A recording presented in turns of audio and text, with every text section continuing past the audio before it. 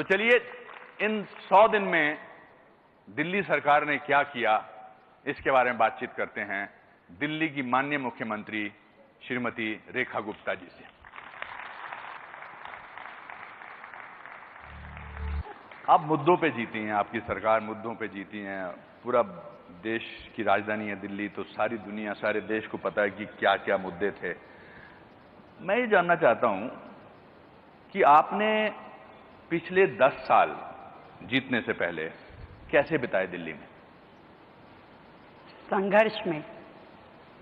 जब ये देखते थे कि दिल्ली की जनता के साथ अन्याय हो रहा है, जब भ्रष्टाचार की रोज पोलें खुलती थी, जब शराब के ठेके गली गली खुल गए थे, तो हम संघर्ष में थे। हम कभी सचिवालय पे प्रदर्शन करते थे, कभी विधानसभा पे जाते थे, कभी केजरीवाल साहब के घर जाते थे, आवाज उठाते थे। और इससे पहले जब हम चुनाव लड़े और आंधियां जैसा माहौल दिख रहा था, थोड़े थोड़े मार्जिन से हम लोग हार जाते थे, तो हम जनता के बीच में रह के उनका सुख दुख बांटते थे, उनको सांत्वना देते थे, उनके लिए जो अच्छा कर सकते थे वो करने की कोशिश करते थे। कुल मिलाकर के 10 साल में दिल्ली जितना पीछे हुई, उसको जहां जहां हम ठीक कर सकते थे, वहां जनप्रतिनिधि के नाते उनके बीच में रह करके काम करते थे। मुझे ऐसा लगता है कि विश्वास को वापस पाना बड़ा मुश्किल होता है किसी भी चीज के लिए। Why should the people of Delhi believe you? Why should, कि आपने ऐसे पिछले 100 दिनों में क्या किया है कि उनको लगे कि हालांकि मेरा एक बचपन का दोस्त है जो यहाँ रहता है, विजय सहगल, पिछले मेरी 8th स्टैंडर्ड से, मैंने उससे पूछा, मैंने कहा सही काम हो रहा है? कहता हाँ सही काम हो रहा है। पर मैं आपसे जानना चाहता हूँ कि हमारे कुछ तो यहाँ पर बैठे हैं ऑडिटोरियम में, मगर लाखों लोग इसको अलग अलग प्लेटफॉर्म पे देख रहे होंगे, वो भी जानना चाहेंगे, जब विश्वास टूटता है तो उसको दोबारा मुकम्मल करना बड़ा मुश्किल होता है। हालांकि आपने मुद्दों पर जीता, तो why should the people of Delhi believe you and what has happened in these 100 days? आप ठीक कह रहे हैं अनुपम जी। जब रामलीला मैदान से एक आंदोलन शुरू हुआ तो हजारों लाखों लोग उससे जुड़े, हम भी जुड़े, बाकी लोग भी जुड़े। उन्हें लगा कि शायद कुछ ईमानदारी, मैं भी जुड़ा, कुछ आप भी जुड़े, और सब ने ये सोच करके उस समूह का साथ दिया कि शायद दिल्ली में, देश में कुछ बेहतर होगा। वो लोग जो कहते थे हमें सत्ता का लालच नहीं, इतने लालची हो गए कि सत्ता के अलावा उन्हें कुछ दिखता नहीं था। एक राज्य की सत्ता मिली तो दूसरे की ओर दौड़ पड़े। और आप सही कह रहे हैं कि लोगों का एक विश्वास टूटा इस 10 साल में। लोगों को लगा कि जिस ईमानदारी को हम खोज रहे थे वो मिली नहीं, आज भी वहां भ्रष्टाचार के अड्डे बने हुए थे। और क्यों नई सरकार पे विश्वास करें, ये प्रश्न आपके मन में, लोगों के मन में हो सकता है। पर इस प्रश्न का उत्तर देने के लिए ही आज मैं, मेरा मंत्रिमंडल, हमारे विधायक, सभी जनप्रतिनिधि लगातार सड़कों पे लोगों के बीच में रह के काम करते हैं। आज हम वो लोग नहीं हैं जो शीश महल की अरबों रुपए की प्रॉपर्टी के बीच में घर बना के बैठ गए और लाखों रुपए के पर्दे हमने ढांप लिए और सामने टीवी पे केवल अपनी स्पॉन्सर्ड की हुई न्यूज देखते हैं। हम जाते हैं कड़ी धूप में, आंधी में, तूफान में, जाके वहां खड़े होते हैं, लोगों के बीच में महसूस करते हैं कि वो क्या फील कर रहे हैं, उनकी समस्या क्या है, हमें काम क्या करना है। और एक एक क्षण जो इन 100 दिनों का है, मैं आपको विश्वास के साथ कह सकती हूँ, जनता के हित में और ऐसी नीतियां बनाने में हमारा समय लगा है जो दिल्ली की बेहतरी के लिए हो। पर प्रदूषण है, वाटर लॉगिंग है, कूड़े के पहाड़ हैं, इस सब के बारे में एक्चुअली प्रैक्टिकली आप हमें बताइए कि आपने क्या किया है। यमुना की झाग है, ये तो विजुअल्स हैं। आजकल तो हर इंसान को क्वालिफाइड जर्नलिस्ट होने की जरूरत नहीं है, जिसके हाथ में मोबाइल है वो जर्नलिस्ट है, तो एकदम सबूत आ सकता है। आज ऐसा होगा कि आप जो बोलेंगी वो कुछ लोग जाएंगे, मतलब वो लोग जाएंगे जो पहले सरकार में थे, वो आपको झूठा साबित करने की कोशिश करेंगे। तो इन सब मुद्दों में आपने पिछले, हमने एक भी काम या एक भी बात ऐसी कही ही नहीं जिसमें हमें कोई ये कह सके कि आपने गलत बयानी की। मैं आपको बताती हूँ, उन्हें 10-11 साल का समय मिला और उससे पहले भी सरकारें थी, पर दुर्भाग्य दिल्ली का ये रहा कि कभी किसी ने ना तो यमुना सफाई को उस सीरियसनेस से काम किया और ना ही कूड़े के पहाड़ और पर्यावरण को ठीक से करने के लिए।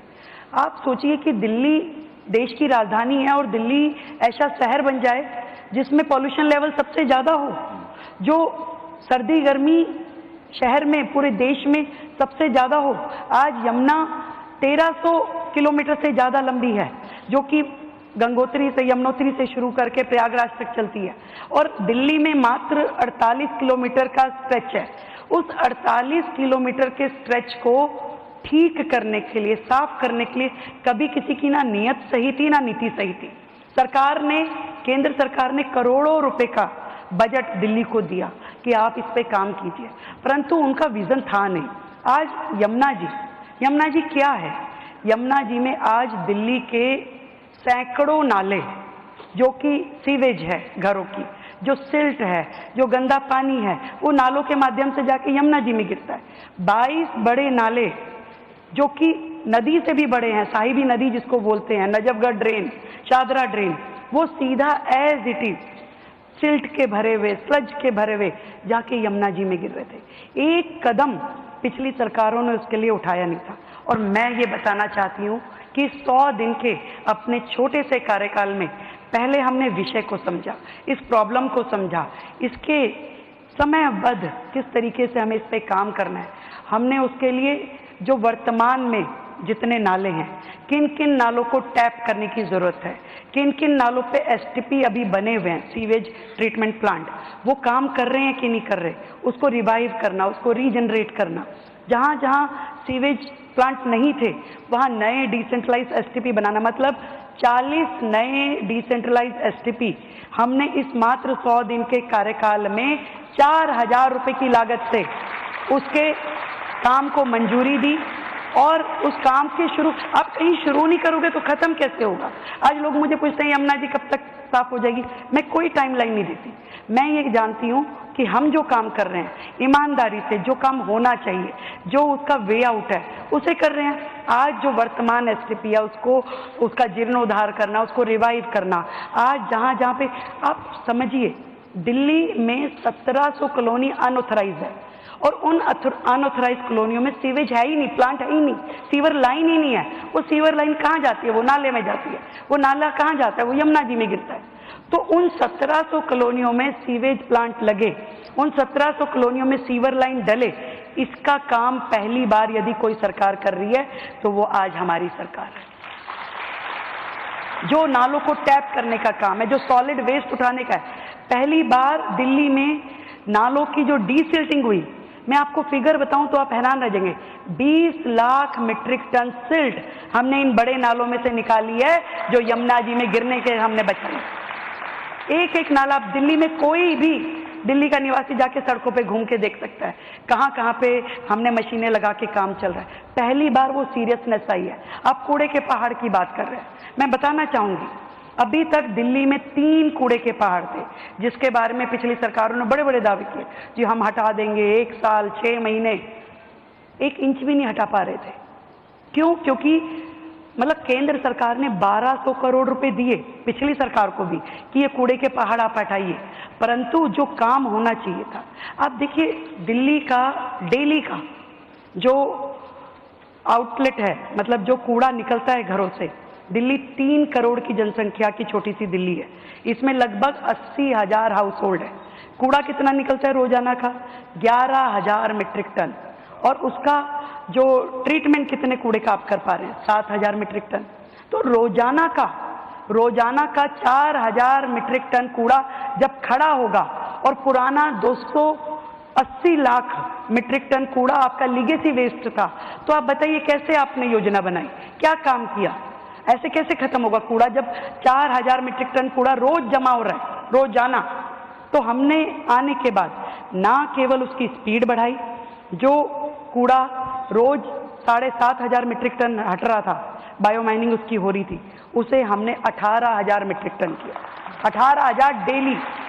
उसके बाद वेस्ट टू एनर्जी प्लांट, जहां उस कूड़े को आप निष्पादन कर सके, ऐसे 4 वेस्ट टू एनर्जी प्लांट पे काम शुरू हुआ, और लगातार उस पर कार्रवाई चल रही है। क्योंकि जब तक आप अपनी कैपेसिटी नहीं बढ़ाएंगे वेस्ट डिस्पोजल की, तब तक का वो थोड़ा खत्म नहीं हो सकता। आप जितने मर्जी झूठे वादे कर लीजिए, मैं नहीं करना चाहती कोई झूठा वादा। मुझे मालूम है कि जब तक ये वेस्ट टू एनर्जी प्लांट, जो हमारे 4 प्लांट हैं, जो नरेला में है, जो बाकी जगह तेखंड में है, उनको हम ऑपरेशनल मोड पे नहीं लाएंगे तो ये लीगेसी वेस्ट खत्म नहीं होगा। और इसके अलावा दिल्ली में रोजाना आप सोचिए कितना ई वेस्ट निकलता है, कितने आपके टूटे मोबाइल, बैटरीज, उनके लिए क्या सोचा था भाई? पहली बार सरकार ने तेखंड में एक नया वेस्ट टू एनर्जी प्लांट, जिसमें आपका दिल्ली का पूरा ई वेस्ट वहाँ पे चैनलाइज होगा, वो बनाने की योजना करी। तो ये काम है जो दिल्ली को करने हैं, दिल्ली के लिए करने हैं। तो चाहे कूड़े का पहाड़ हो, चाहे पर्यावरण हो, पर्यावरण का भी बता देती हूँ। पर्यावरण दिल्ली में आप जब AQI उठा के देख लीजिए, आपको ज्यादा ही मिलेगा। तो दिल्ली, पिछली सरकारें क्या कर रही थी भाई? उन्होंने कहा कि हम ऑड इवन कर रहे हैं, इससे खत्म हो जाएगा। क्या ऑड इवन से पॉल्यूशन खत्म हो रहा है? आप चलाते थे, अगर वाटर स्प्रिंकलर चलाया आपने मात्र 2 महीने सर्दी के, अरे पॉल्यूशन तो 12 महीने का है। आप जनवरी से लेकर दिसंबर तक पॉल्यूशन चलता है। आज गर्मियों में भी पॉल्यूशन लेवल हाई होता है। तो आपकी क्या योजना थी? कोई योजना नहीं थी। पहली बार हमारी सरकार आने के बाद हमने एक विस्तृत योजना के माध्यम से, दिल्ली में 250 वार्ड है, 70 विधानसभा हैं, तो 250 के 250 वार्डों पे 4-4 मशीनें पर वार्ड वाटर स्प्रिंकलर की, जिसमें इंटीग्रेटेड स्मोक गन्स हैं, वो मशीनें हमने ऑर्डर देके मंगवाई है ताकि 12 महीने वहां काम चले, कभी भी पॉल्यूशन लेवल जो है हाई ना हो। और जितनी दिल्ली में हाई राइज बिल्डिंग है, उन सब पे हमने स्प्रिंकलर्स लगाने की योजना बनाई ताकि एक ऊंचे लेवल से, वहीं से आपका डस्ट पार्टिकल्स जो है वो नीचे हो। हमने दिल्ली में EV पॉलिसी, यानी कि पब्लिक ट्रांसपोर्ट जो है हमारा पूरा का पूरा इलेक्ट्रिक मोड पे आए। इसके लिए हमने अभी 400 बसें लॉन्च की, जिसका नाम हमने देवी रखा। देवी यानी दिल्ली इलेक्ट्रिक व्हीकल इंटरकनेक्टर। तो ऐसे पूरा का पूरा पब्लिक ट्रांसपोर्ट जो है वो इलेक्ट्रिक मोड पे है। EV स्कूटीज, EV कार, लोग जो है ग्रीन एनर्जीज के ऊपर जाए।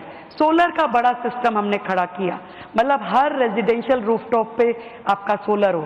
सरकारी बिल्डिंग्स को हमने कंप्लीट कर दिया, सब पे सोलर रूफटॉप लगाई है। ज्यादा से ज्यादा दिल्ली को ग्रीन एनर्जी की तरफ चैनलाइज करना पड़ेगा, तभी तो ये एयर पॉल्यूशन हो, आपका जितना पॉल्यूशन दिल्ली में है वो सब खत्म हो पाएगा।